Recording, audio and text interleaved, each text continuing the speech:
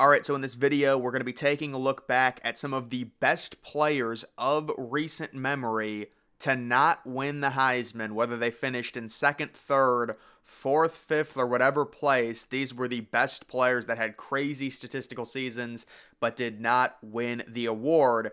Taking a look at 2014 and Melvin Gordon. So Melvin Gordon had almost 2,600 rushing yards, 29 rushing touchdowns, and averaging 7.5 yards per carry in the Big Ten, and still didn't win the Heisman. I do agree, Marcus Mariota probably should have won it. I mean, he got, an absurd amount of first place votes. This was a runaway. It wasn't even like it was disputed with Melvin Gordon, but Melvin Gordon's numbers were just crazy. They were a little bit discredited because Wisconsin always has great offensive linemen, but 2,600 rushing yards in the Big Ten, averaging almost 8 yards a carry. His sophomore season was ridiculous as well, averaging almost 8 yards a carry there in 13 games. But yeah, 29 rushing touchdowns, doesn't win the Heisman. Certainly in other years, these numbers are just ridiculous. He would win, but he lost to Marcus Mariota.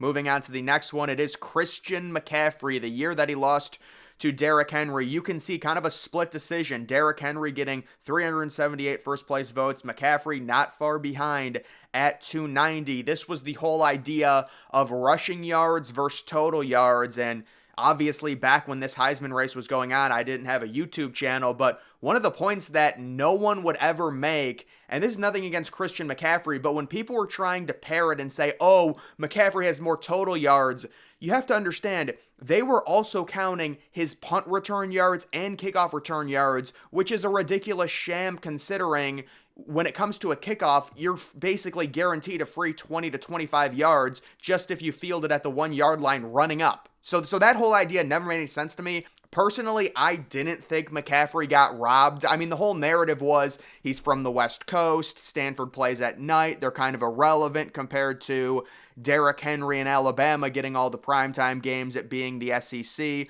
McCaffrey, if you compare the numbers, I mean, Derrick Henry had 28 rushing touchdowns, McCaffrey had 8. Now, I know McCaffrey did other things, but 20 more rushing touchdowns. They averaged very similar in terms of yards per carry. Both had over 2,000 rushing yards. It was a very close Heisman race. And maybe if you want to argue, well, the Heisman is based around all facets, and McCaffrey did more things in terms of receiving and also kickoff and punt returning compared to Henry just being a running back. It's tough because you also have to gauge the SEC defenses versus the Pac-12 defenses. It was a very close race, but McCaffrey did not win. Moving on to the next player, this is Deshaun Watson. So people, probably surprised. Deshaun Watson was a superstar college quarterback for 2 years, and one season he finished second in the Heisman, and another season he finished third. And the main issue for Deshaun Watson is the interception. So you can see as a freshman playing kind of sparingly there. His sophomore and junior years, both 15 games. So he plays the max amount of games because Clemson won the ACC. They played in the ACC championship, and then they made the national title both years. The problem is the 13 interceptions and the 17 interceptions. He was prolific, and in 2015, he also had over 1,000 rushing yards. So 4,000 passing yards, 1,000 rushing yards, but both years he did lose out on it. The 1 year he was closest, he lost out to Lamar Jackson. Lamar Jackson got over 500 first place votes. Deshaun Watson did get over 250, but it still wasn't very close there. Lamar Jackson had more of a dual threat ability. The next player, I'm going to say Saquan Barkley. Now, Saquon was never per se necessarily close when you look at the final Heisman voting tally, but there were, especially his junior year, I want to say, he was like a lock to win the Heisman in October. I remember everyone saying that Saquon Barkley was going to win it. I remember the kickoff he had returned for a touchdown against Ohio State. They ended up losing that game, and he got shut down, but early on in that game, everyone was talking about him possibly winning the Heisman. I mean, he's just kind of got a Heisman moxie about him. Saquon Barkley, the dual threat ability, receiving out of the backfield, being basically Penn State's full offense. I guess Trace McSorley was decent. I don't want to undersell him. His overall stats weren't amazing, but if you combined rushing and receiving, playing against those tough defenses in the Big Ten, him not winning a Heisman, it is a little bit surprising, but that also has to do with Penn State And imagine if they were more loaded. Imagine if Saquon Barkley was on an offense like Ohio State. Would he possibly win a Heisman? It's an interesting hypothetical. Moving on to the next player, it is Tua Tagovailoa. So Tua, in terms of Alabama QBs under Nick Saban, he was the most efficient one, and he had a crazy sophomore year where he had 43 passing touchdowns, just 6 interceptions. His junior year, believe it or not, in terms of ratings, was even better. 33 touchdowns, 3 interceptions, averaging almost 11.5 yards per attempt. He only played 9 games, though. He was injured. That was the year Alabama lost to Joe Burrow when Joe Burrow came into Tuscaloosa, and it was like the game of the year.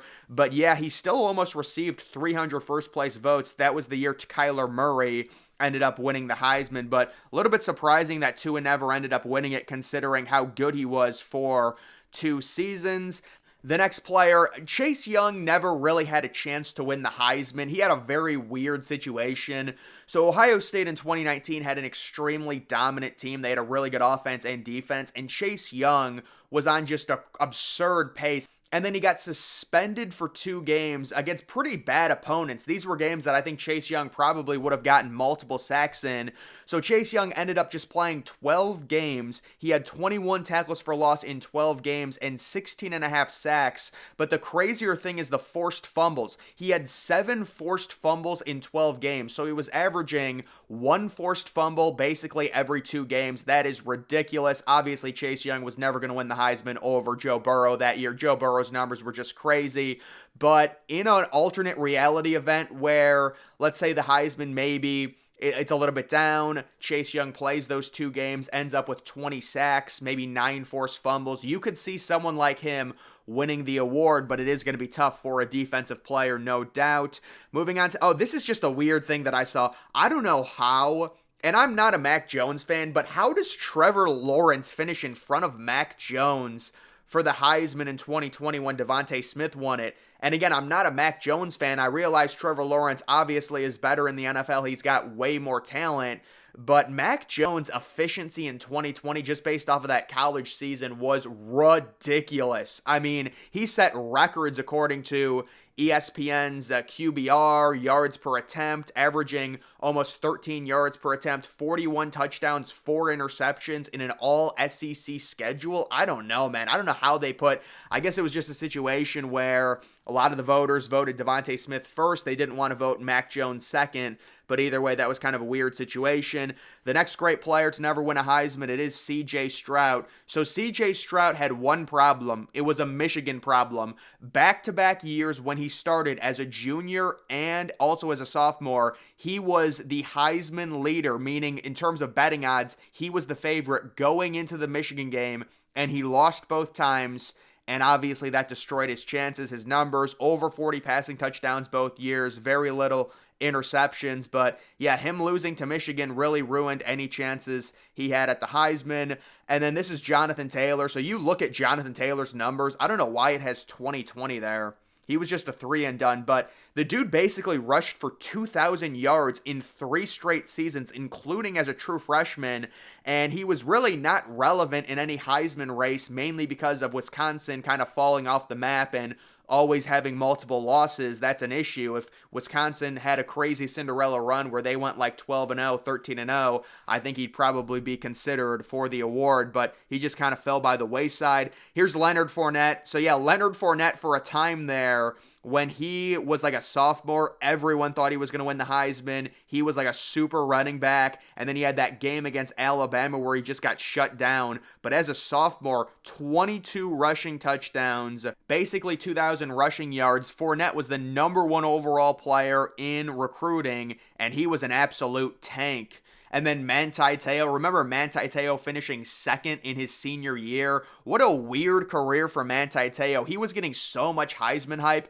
but if you look at his numbers, he wasn't even inside the top 10 his junior year, but virtually all of his junior stats outside of interceptions, well, I guess that is big. He had 7 interceptions his senior year. That's crazy. Just kind of fluky. Like, he started every year, or I guess he didn't start as a freshman, but he had 0 interceptions for 2 years and then just randomly had 7 interceptions, but didn't have any touchdowns off of those interceptions, which can be important when it comes to the Heisman race. Another interesting player, Jabril Peppers. I mean, Jabril Peppers I don't even know how he was a finalist, but if Michigan would have utilized Jabril Peppers better, I mean, he was a playmaker with the ball. They just didn't know how to use him on offense. They barely used him, but that would have been interesting. Could you imagine if Jabril Peppers would have had like maybe 700 total yards on offense, 8 touchdowns, and then had, been a good linebacker? I wonder what they would have done with him in terms of the Heisman. And then also you do have Andrew Luck. So Andrew Luck finished second for the Heisman. He lost out to RG3.